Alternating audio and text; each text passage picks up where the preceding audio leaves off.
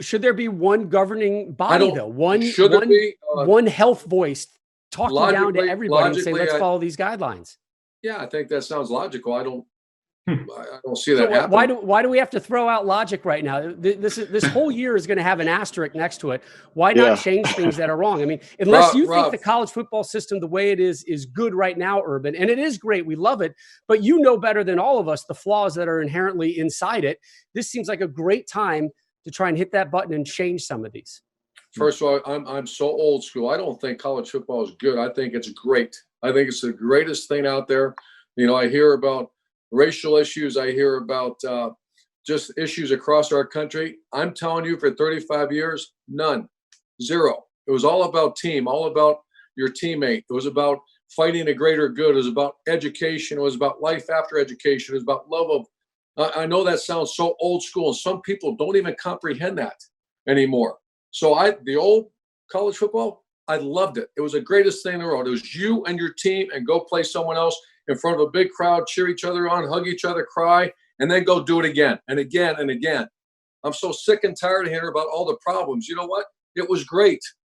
It was better than great. We have people on the screen here that flourished in it and are living great lives because of it. So I get very passionate about that. My kids are better off because they play sports. Quit messing around with it. Yeah, I'm getting exhausted with it. So yeah, do we need to change everything? You need to reform, but to say blow it up, what are you talking about? Go blow up the things with issues. So that's my thoughts. Rob, I love getting Urban fired up.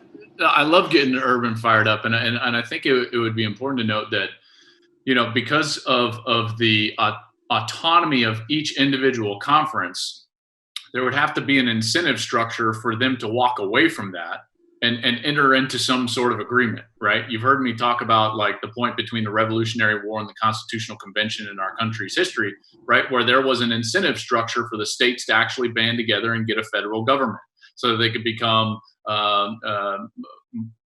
candidly, a better market system for international trade and so on and so forth. And there was also this equality under the law type of a deal. But I don't see the incentive structure there to disband the current model, because no one's going to the table and saying you're going to make more money by disbanding the current model, right? All of it would just be in theory. Hey, in theory, would it be better if we had one medical advisory board? Yeah.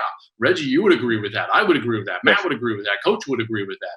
I would love to hear one voice that everyone got behind from a medical standpoint. But right now, that's just not the case. But just wait a minute, Joel. So just put yourself. So let's let the government get involved. Look how our government's being.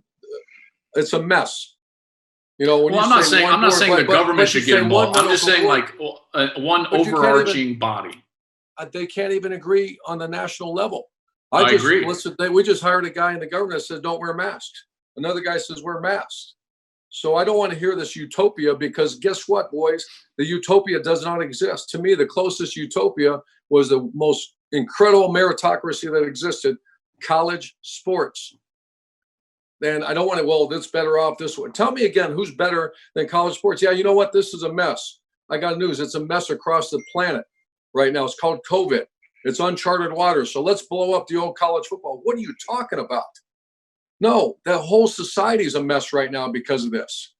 Keep going, keep pushing. I think people are overreacting. Take a pause, press pause, and go. But you can't tell me, well, we need one overall board. Well, tell me where that is in our country. We don't, in the great country, you know, Fauci and someone else disagrees with them constantly. So that doesn't exist, Joel.